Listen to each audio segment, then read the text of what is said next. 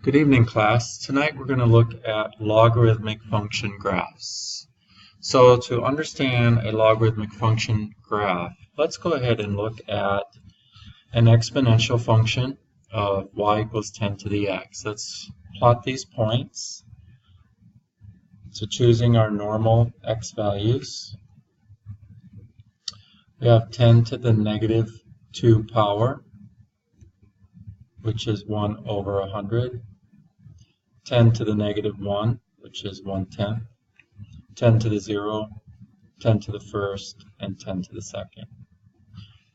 Okay, and so if I was to plot these points, here's our point that we translate when we do transformations.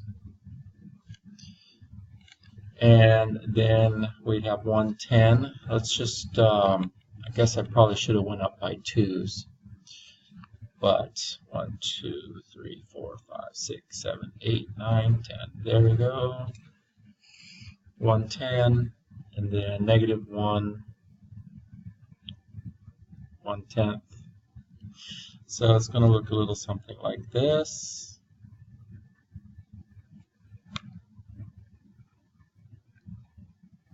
So we have our increasing function. We have our horizontal asymptote at y equals 0. We have our table. So that's our exponential function for y equals 10 to the x power. Now, to get our logarithmic function, we would take the inverse of this function. So the inverse is going to be y equals log base 10 of x. And so we're going to go ahead and construct this. Since logarithms are inverses of exponential functions, we're going to go ahead and change color.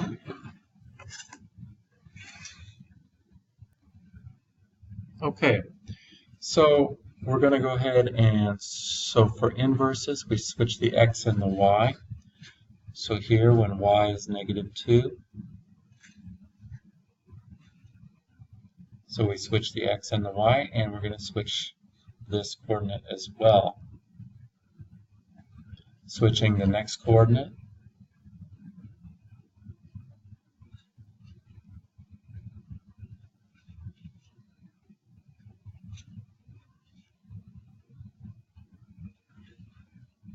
So this would be the table for this logarithm. Now I want you to notice the similarities between these two functions. Both of these functions have base 10. This is the base. Okay? So let's go ahead and plot this.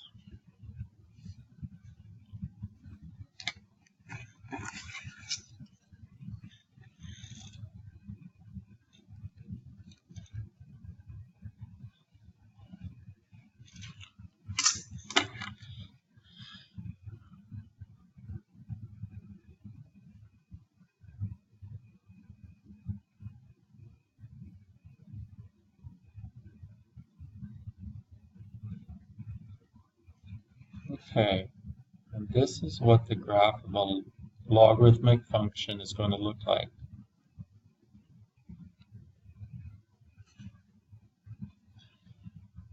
So since the exponential function has a horizontal asymptote of y equals 0, and remember 0 is found in the k-spot, a logarithmic function is going to have a vertical asymptote. So for the parent, base 10, it's going to be x equals 0.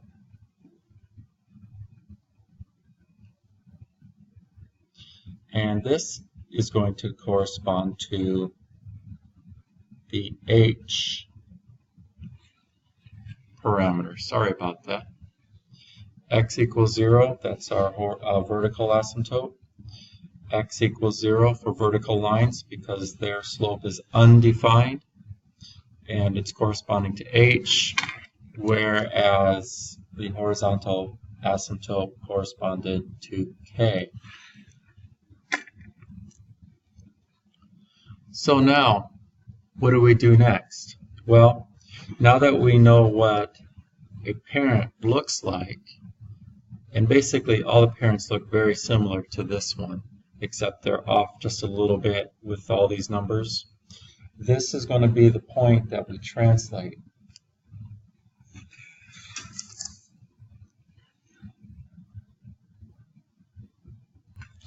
So let's take a look at this example. Here is a logarithmic function with some transformations.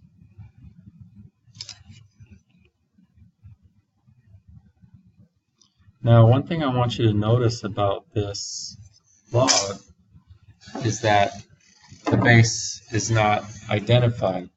So when this is missing, the base is going to be 10.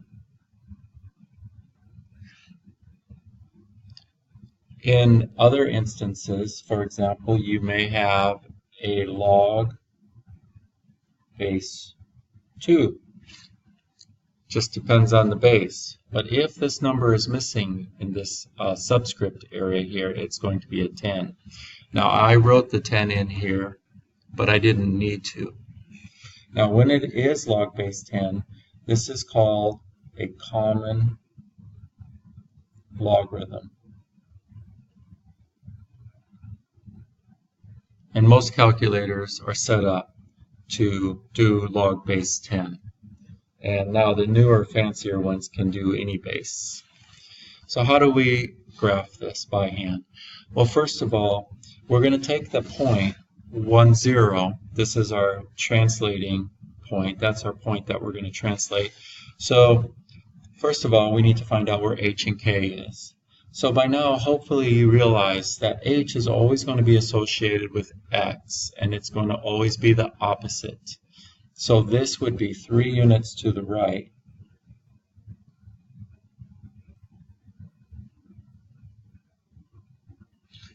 And the k value should be found on the end if it's put in the correct order. And this would be translated 1 unit up. So to graph this, we're going to go to our point 1, 0, and we're going to go 3 units to the right,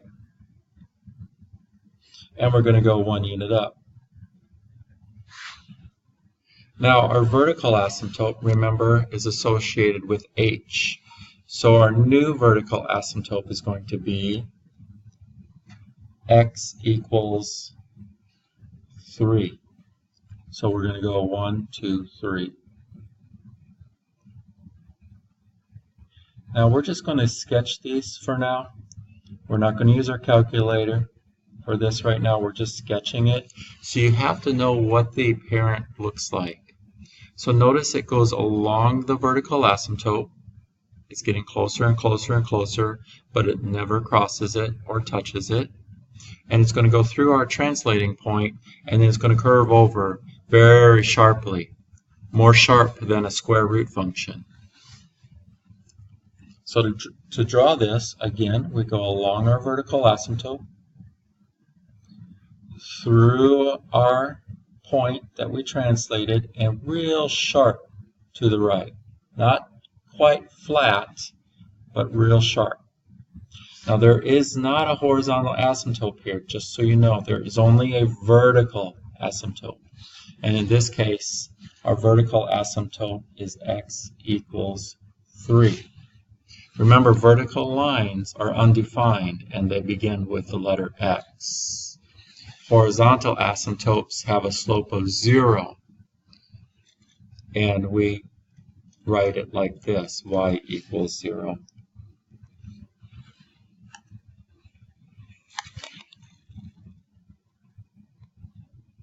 Okay, so you may be asking, well, what if the base is different? So here the base is 3. And to make a table from this, you could write the inverse of this function, Okay, since the base is 3, we would write, so let me write the inverse here. And without going into all the algebra, it's going to be y equals 3 to the x power. Now we could convert this using properties of logarithms, which we're going to learn at a future date. But notice the base the same. Okay? So if we wanted to graph this by hand, we would just basically write the inverse, 3 to the x,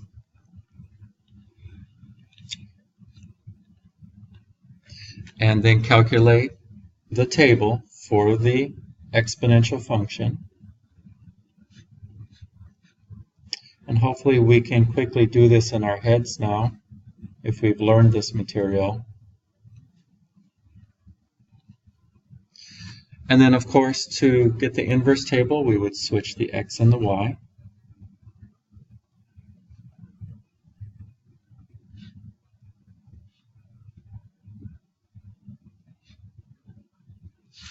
And then we would plot those points.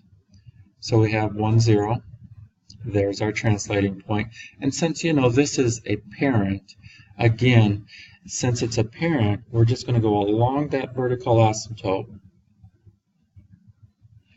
through the translating point and curve sharply over to the right. And of course our vertical asymptote, x equals 0, because our h value in this case is 0. If you want to write the domain for these graphs, okay, of course domain goes from the left to the right.